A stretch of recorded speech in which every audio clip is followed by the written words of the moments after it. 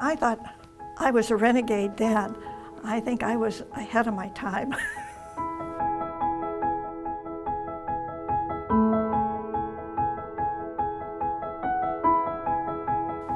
I started in Lancaster on July 4th, 1966. I came as a 5th grade teacher at Sierra School, and I have stayed with the district for 50 years. At that time, I got to be my own director of the curriculum, and we could take on projects and make learning fun for students. I was not the sit-in-your-seat kind of teacher. We were always doing something. I had the pleasure of working with a creative principal by the name of Mr. John Miller. He had us making kites for our students. Make a 9-foot kite. Where do you get the poles? How do you design it? How do you balance and do the geometry for it? Those are all things that you'd look at the kids and say, all right, here we go. On the Montreal Olympics, we did a run to Montreal, and we served a spaghetti dinner and had some Olympians come. One other activity, my students learned to play and performed at LPAC. They actually got performed at Dorothy Chandler down in LA. They went to Hearst Castle. We had great fun.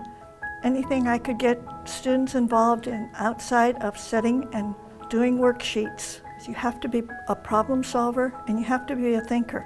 You can't just always go, well, it's going to be in the book on this page and I'll read it and know what it is. I have to take the knowledge I have and use it to solve a problem. My first day as principal at Sierra School, at 6 o'clock in the morning, I get a phone call to please come, that vandals had hit the school. One wing of 4 classrooms had been burned and 7 other classrooms had been vandalized. And within one day, the family of Lancaster School District helped bring in furniture, set up classrooms, so we were down one day and we were ready to go. So we really worked together. In 2000, I worked on developing an after-school program called the CARES program that we work in conjunction and partnership with the City of Lancaster. And I worked with them for 4 years as kind of co-workers, and then I took over the whole CARES program in 2004 and was with it until 2012. To have someone in your life, in your path, that you know is a go-to person, that's Joyce for me.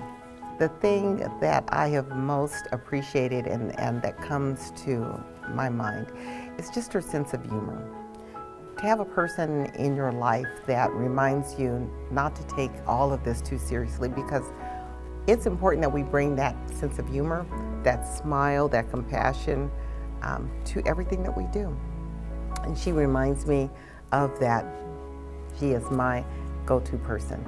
So I know if I just need a friend to talk to, have a cup of coffee with, that's Joyce. Somebody who has served in a district for 50 years, in a community for 50 years, deserves our appreciation and acknowledgement.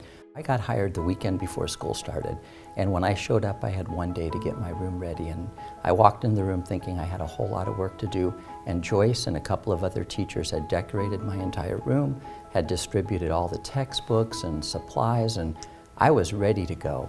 And that sort of typifies my relationship with Joyce over the years. And when she became a principal, that was one of the things the teachers would always comment about her, is that she took care of the people that she worked with.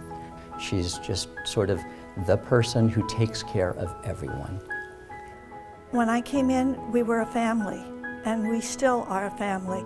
We all help each other out, and having the support and knowing that you were not alone out there. If you had a question, you could pick up the phone and call people, and they'd either come over or they'd help you find the solution. You were never alone.